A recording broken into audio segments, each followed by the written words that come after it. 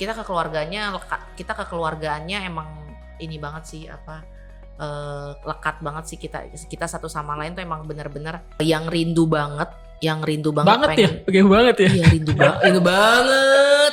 Pas ditembak terima gak? Terima dong. Pokoknya sih terima tapi belum Long ditembak sampai sekarang ya. Shalom, selamat datang di Podcast Berasa, podcast yang berawal dari sebuah rasa.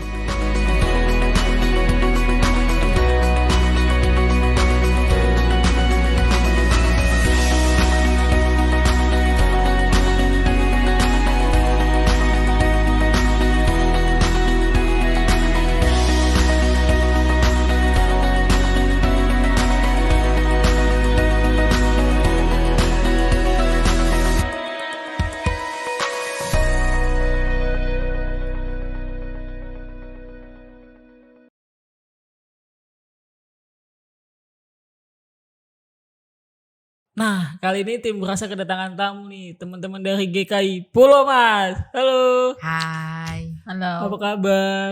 puji Tuhan baik. Oh ya, boleh bukan diri dulu. Namanya siapa? Nama gue Nike Terus dari sebelahnya? GKI Pulau Mas. Nama aku Bunga dari GKI Pulau Mas. Nah, kalau boleh tahu nih, Nika dan Bunga sebagai apa di GKI Pulau Pemuda? Sebagai pengurus ya, Bung. Ya, pengurus Komisi Pemuda Komisi aja. Pemuda, betul. Lebih spesifiknya apa nih jabatannya? Kalau gue sih masih ketua. Kalau lu Bung, Aku sebagai sekretaris. sekretaris. Nah, Gitu. gimana nih aktivitasnya saat ini? Bunga sama Nika? Aktivitas pribadi kita ya. Iya, kegiatan nih. Lu dulu Bung. Silakan. Kalau aku sih masih kuliah ya. Masih lanjut tingkat akhir, semester akhir maksudnya. Kayak gitu. Kalau kan Nika? Sekarang gue kegiatannya kerja di salah satu restoran di Jakarta. Tuh, jadi ya kesibukannya kerja aja sih gue sambil mau ini sih mau ada rencana juga untuk bikin bisnis kecil-kecilan gitu. Oh, bisa apa? Online gitu, Oh, bisnis makanan gitu ya? makanan sama minuman. Oh. Doain ya. Amin. Oke. Nah, di Nika sendiri kerjaan berapa lama di situ? Restoran? Kalau di tempat sekarang tuh baru sih gue di sini baru sekitar 2 bulan. 2 bulan. Karena sebelumnya kan gue pernah baru pulang dari Surabaya itu kerja juga di Surabaya itu di makanan dan minuman juga. Jadi kemarin baru pulang terus langsung ke restoran yang sekarang kayak gitu. Oh, berarti berarti sempat kuliah gitu di bagian. Kuliah pernah gue lulusan tahun 2016. Dari sebelum kuliah sih pas kuliah gue juga sambil kerja sebenarnya. Jadi emang udah kerja dari lulus SMA kayak gitu. Dan ya udah sambil setelah kuliah juga ngelanjutin kerja lagi sampai sekarang. Itu berarti kalau di restoran apa tuh? Misalnya kalau kuliahnya apa biasanya? Kalau gue sih kuliahnya waktu itu manajemen perhotelan. Tapi kalau untuk sekarang kan manajemen perhotelan juga masuk ya untuk kerja di restoran atau di hotel atau di dunia pariwisata lainnya kayak gitu ya. Gue emang udah jalan Tuhan kali ya masuk restoran gitu, nggak masuk hotel. Tapi sebenarnya juga pernah sih dulu kerja di hotel 3 tahun sampai 4 tahun, 3 tahun baru terjun ke dunia F&B lah, makanan sama minuman kayak gitu. Kenapa lu kuliah ambil apa perhotelan?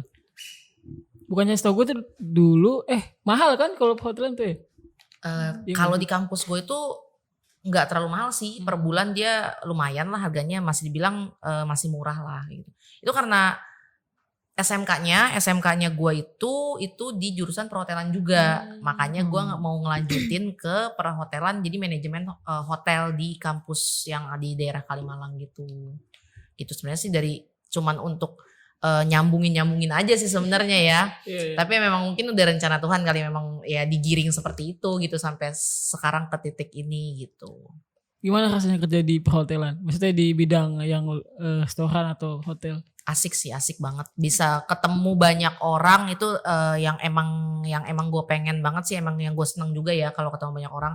Terus juga ketemu orang-orang baru, teman-teman baru kayak gitu. Banyak banget sih orang yang nemuin karakter mereka, pola pikir mereka yang beda-beda, dan gimana caranya gue bisa kerja sama mereka di satu tempat itu gitu. Nah itu challenge sendiri ya buat gue ya. Jadi gimana caranya lu bisa kerja sama orang-orang yang gak pernah lu kenal, tapi dalam satu lingkup dan tujuannya itu ada jelas gitu. Itu Kan satu. kalau di perhotelan kan pasti, apalagi kalau weekend gitu kan, crowded banget itu emang kayak gitu gak sih? Maksudnya suasananya benar kayak Crowded, iya deadline rame. banget, crowded gitu gak sih? Iya, karena kalau dunia perhotelan sama restoran itu kan kalau memang kita cari uangnya, kasarnya kita cari uangnya tuh di weekend sama di holiday lah, libur-libur, hari-hari libur, tanggal-tanggal merah lah. Kita emang cari duitnya di situ karena ketika orang libur, yang kerja kantoran libur, mereka pasti ajak keluarganya untuk liburan, ya kan, makan di restoran atau nginep di hotel kayak gitu.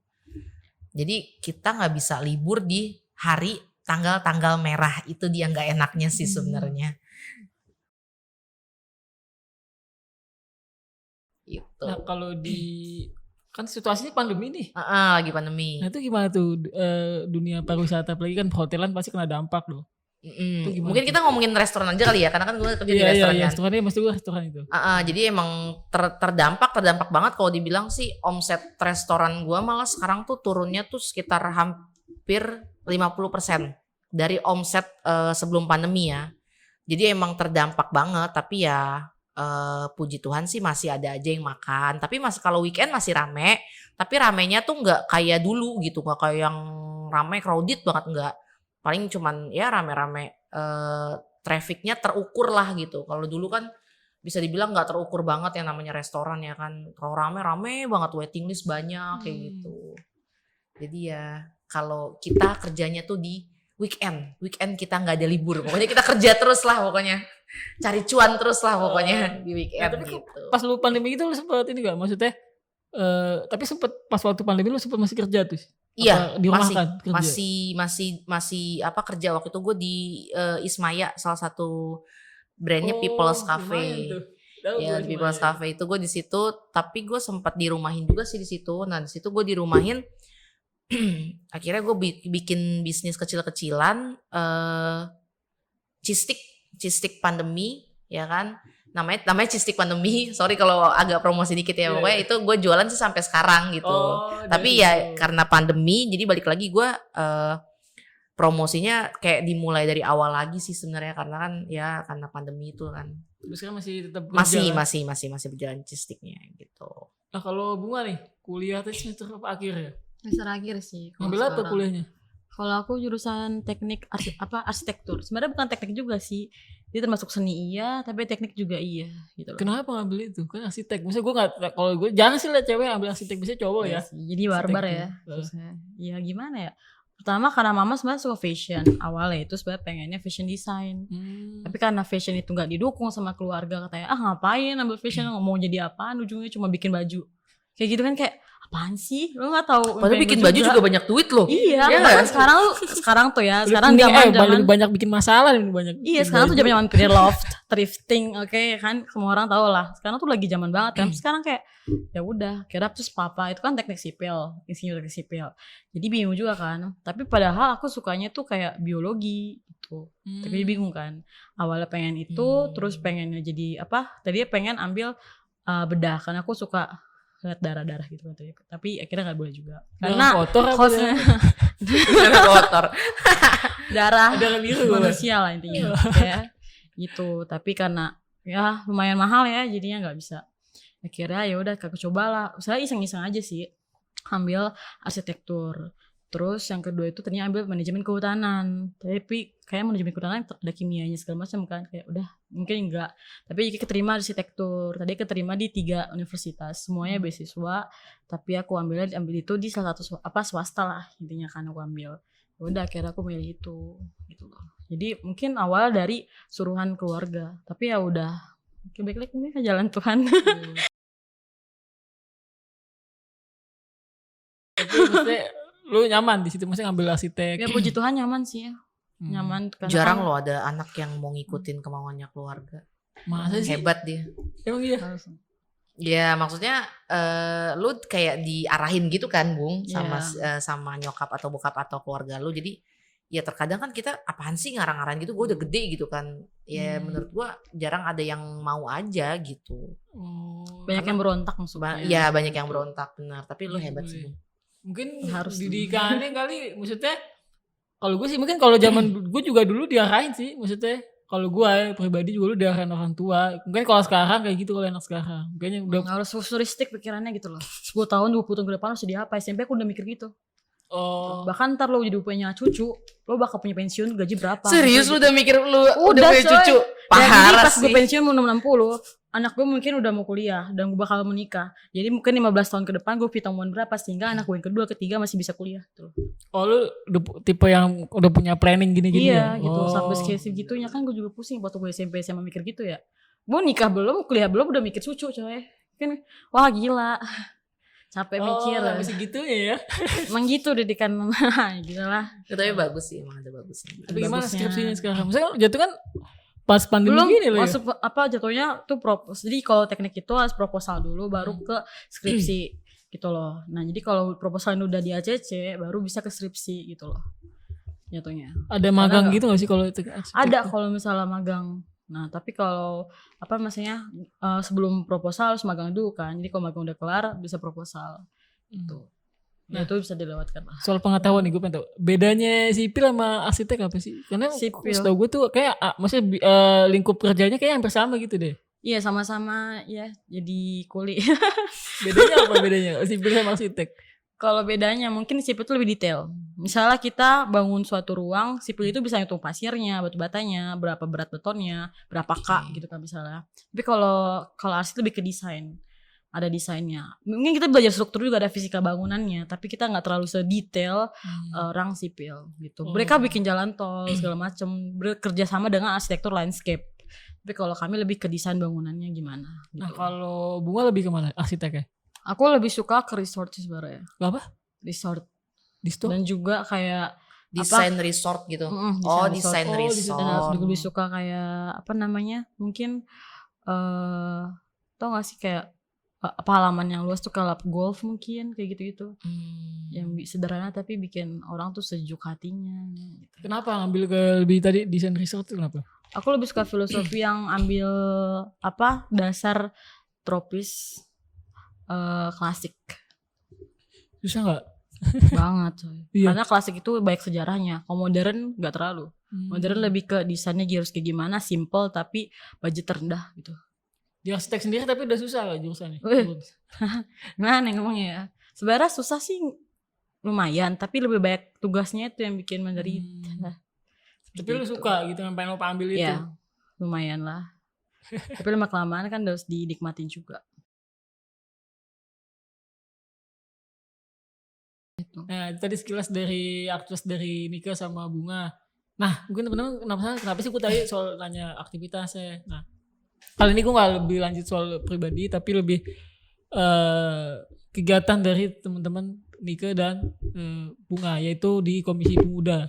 Nah gue pengen tahu nih di GKI Pulau Mas sendiri kegiatannya apa aja sih? Maksudnya gue pengen tahu nih dari mungkin ya kasih basic dulu nih sejarah di teman-teman pemuda GKI Pulau Mas seperti apa. Terus kegiatannya mungkin dari yang dulu ini sebelum pandemi ya, gue pengen tahu pandemi seperti apa kegiatan-kegiatannya, aktivitasnya. Terus misalnya karakter anak pemuda di GKI Pulau Mas seperti apa gitu.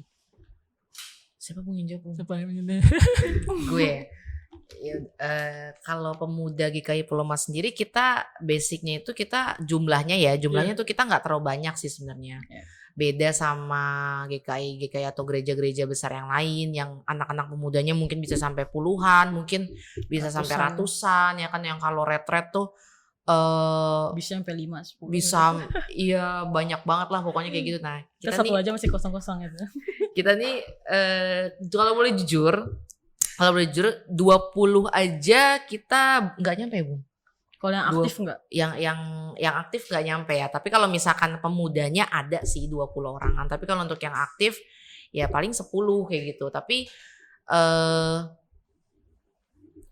yang gue seneng sih ya di pemuda GKI Pulau Mas ini dari dulu sampai sekarang masih bertahan tuh kita kekeluargaannya emang ini banget sih lekat banget sih kita satu sama lain tuh emang benar-benar ya udah bukan cuman sekedar gereja terus pulang atau gimana, tapi bukan cuman sekedar mau ngejalanin program atau ibadah, tapi kita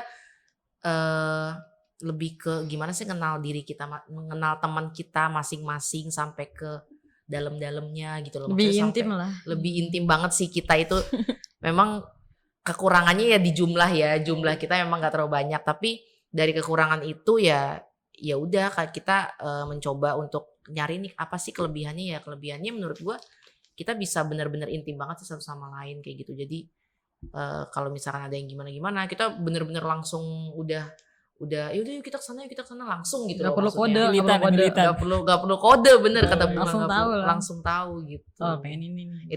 Itu basicnya ya untuk pemuda diplomasi ini kegiatan ya. Iya, masih kegiatan sebelum pandemi nih. Kegiatan pandemi Bu, sebelum pandemi Bu. Kegiatan apa Tapi sih? sih banyak ya.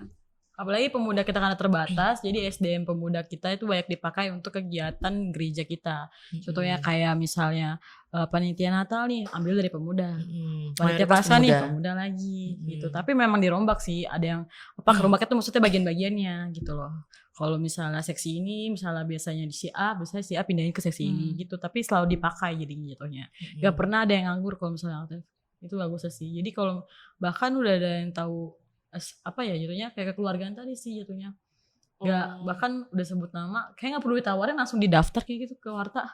Saking udah taunya. Oh, jadi emang Udah pasti iya paling gitu. Kayak Pulau Mas itu anak-anaknya udah emang kayak ibarat karena itu tadi jumlahnya dikit jadi lebih cepat Jadi dikenal gitu. lebih erat sih, lebih gitu iya. Itu satu keuntungan juga jatuhnya. Keuntungan juga sih walaupun ya kita jumlahnya nggak seberapa, nggak bisa kayak gereja-gereja lain gitu kan yang Belum. kalau retret ya belum ya, tapi kita sih bergumul ya berdoa kalau suatu saat nanti ya kita bisa tambah apa namanya Amin dong. tambah Amin. teman-teman baru ya gitu. Aku mas komisi pemuda itu niatnya untuk lebih belajar. Niatnya untuk Itu di dia pernah cinlok ya. Lu ngerasa liar ya waktu itu? Weh, enggak gitu coy. Liar banget loh dia tuh liar banget loh. Sumpah. Jadi udah nyaman sih sebenarnya, udah nyaman jadi udah susah gitu. Hati-hati jangan terlalu nyaman. Bener Baper banget nggak sih. boleh terlalu nyaman bener.